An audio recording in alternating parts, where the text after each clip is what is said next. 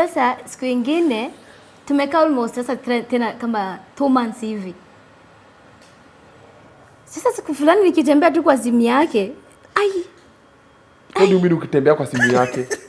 Mimi natembea, mimi ni DCI lakini sitembea kiona. Najifanyanga.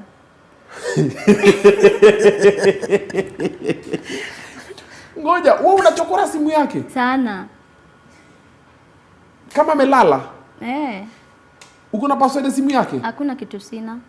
Yako na password ya simu yako? Kila kitu. So one time uko unatembea kwa simu yake? Nikachukua simu yake. Naona ala. Okay. Nikachukua hao watu wote nikaweka kwa block. Nikachukua majina yao nikichange kama mtu alikuwa anaitwa hivi Fei naika H something tu hawezi soma. Kitu huwezi soma. Nenda nikiwachange wote wa majina nikaweka kwa block.